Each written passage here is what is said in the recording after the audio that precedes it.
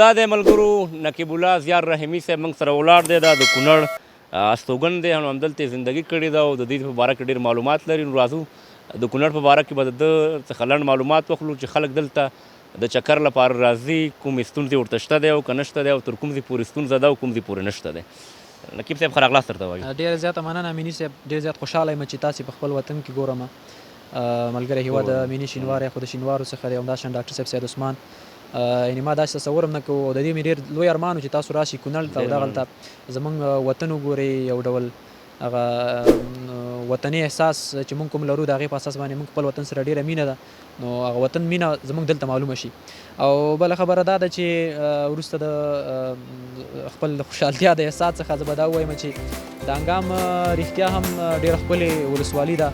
ورسره څنګ کې د کونړ هره سیمه که سرکاڼو ده، سرکاڼو نواباد سیمه، همداشان وټپور او اسما دا ټولې ښایسته سیمې دي. مشکلات شته، تا د مشکلاتو یادونه وکړله. مشکلات به دومره زیات هم نه وي، خو بیا هم خلک داسې پوره ډاډه نه دي، ځکه د افغانستان حالت چې دی دا د اطمینان وړ نه دی، په دې باندې باور نه دی پکار. نو په دې اساس باندې موږ هم داسې ډېر زیات ډاډه نه یو دا سیمو ته چې موږ چکر ته ځو. نو لږه ویره موږ سره وي، خو بیا هم ډېر زیات ډاډه یو، ډېر زیات خوشحاله یو. یو وخت د دې امکان ډېر زیات کم و چې موږ مثلا د مرکز اسداباد څخه د 2 کیلومتره وروخوځېږو. اوس خو د الله تعالی فضل دی او زموږ او ستاسو د هغه امنیتي ځواکونو مېړانه ده چې موږ راغلي یو دغسې ښکلو شنو ساحو څخه لیدنه وکړو. یو وخت که تاسو یاد چې میني صاحب د انګام ولسوالي همدغه سیمه دا چې د کونړ وروستۍ ولسوالي دې نه ښکته کوم بل ولسوالي نشته دی، دا سرحد دی. دا د پاکستاني ځواکونو د راکېټونو د بمبار ښکار و او اوس هم کله وخت نا وخت په دغه ځای باندې راکېټونه راورېږي. نو اوس که څه هم مطلب کم شوي دي، خو دغه ساحه چې دا لږ ځورېدلې ده مطلب وخت سره. خو تا چې مخکې یادونه وکړه که چېرته کار وشي نو دا وطن ګلې ګلزار کېدلی شي او ګلې ګلزار هم دی.